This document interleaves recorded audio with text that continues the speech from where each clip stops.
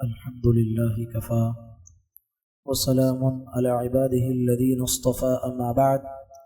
عن أبي هريرة رضي الله تعالى عنه قال قال رسول الله صلى الله عليه وسلم أتاكم رمضان شهر مبارك فرض الله عز وجل عليكم صيامه تفتح فيه أبواب السماء وتغلق فيه أبواب الجحيم وتغل فيه مردة الشياطين لله فيه ليلة خير من 1000 شهر من حرم خيرها فقد حرم.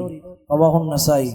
سامعین اکرام، سنن نسائی کی ایک حدیث میں نے آپ کے سامنے پڑھی ہے جس کے راوی ہیں ابو ہریرہ عبد الرحمن بن الصخر الدوسی رضی اللہ تعالی عنہ. وہ کہتے ہیں کہ نبی کریم صلی اللہ علیہ وسلم نے فرمایا کہ لوگو، تم پر رمضان المبارک آ چکا ہے اور یہ وہ مہینہ ہے جو بابرکت مہینہ ہے. اس میں اللہ تبارک و تعالیٰ نے تم پر رمضان کے روزے فرض کیے ہیں. یہ وہ مہینہ ہے جس میں اللہ تبارک و تعالیٰ جنت کے سارے دروازے کھول دیتے ہیں، جہنم کے سارے دروازے بند کر دیتے ہیں، اور اللہ تبارک و تعالیٰ بڑے بڑے سرکش شیاطین کو جکڑ دیتے ہیں. اور اللہ تبارک و تعالیٰ اس رمضان المبارک میں ایک ایسی رات رکھا ہے جو 1000 مہینوں سے بہتر ہے.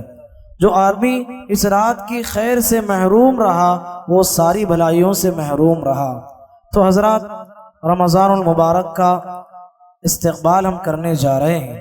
ہمارے اسلاف اکرام رحمۃ اللہ علیہ مجمعین کے بارے میں آتا ہے وہ رمضان سے 6 ماہ پہلے اللہ سے دعا کیا کرتے تھے، اللہم بلغنا رمضان، اللہم بلغنا رمضان. اے پروردگار، ہم تمام کو رمضان نصیب فرما. اللہ تبارک و تعالیٰ سے دعائیں کرتے تھے، خصوصی دعاؤں میں یہ دعا کرتے تھے، اللہم بلغنا رمضان. اور جب رمضان کا مہینہ آتا خوب عبادت کرتے تھے. حضرت عمر بن قیس رضی اللہ رحمۃ اللہ علیہ کے بارے میں آتا ہے وہ شعبان میں ہی اپنے کاروبار اور تجارت کو اٹھا کے رکھ دیتے تھے، صرف شعبان اور رمضان کی عبادتوں کے لیے اپنے آپ کو خاص کر دیتے تھے.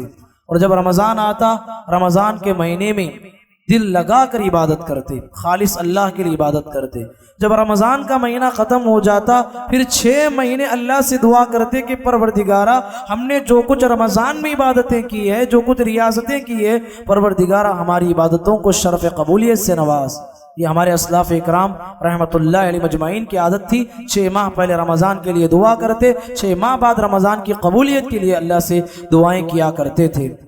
تو حضرات، رمضان کا مہینہ بڑا عظیم مہینہ ہے. پیارے نبی صلی اللہ علیہ وسلم نے اس کی اتنی بابرکت عظیم مبارک باتیں بتائی ہے کہ رمضان کے آتے ہی اللہ تبارک و تعالیٰ کتنی تیاریاں کرتا ہے. پیارے نبی صلی اللہ علیہ وسلم 3 آدمیوں پہ آمین کہا. ایک مرتبہ نبی صلی اللہ علیہ وسلم ممبر پہ چڑھ رہے تھے، آمین کہا ایک سیڑھی پہ، دوسری سیڑھی پہ آمین کہا، تیسری سیڑھی پہ آمین کہا.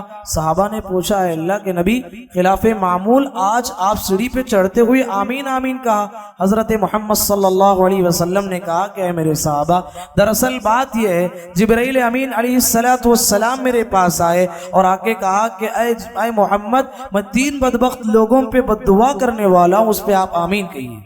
تو نبی کریم صلی اللہ علیہ وسلم کہتے ہیں، پہلا وہ بدبخت جس کے بارے میں حضرت جبرائیل علیہ السلام نے بد دعا کی، کہا کہ وہ شخص جو اپنے ماں باپ کو پایا یا ماں باپ میں سے کسی ایک کو پایا، ان کی خدمت بھی نہیں کیا اور جنت بھی حاصل نہیں کیا.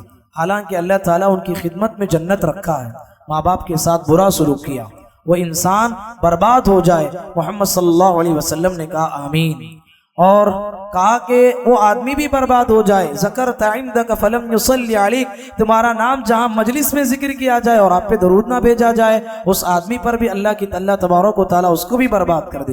نبی کریم صلی اللہ علیہ وسلم نے کہا کہ آمین.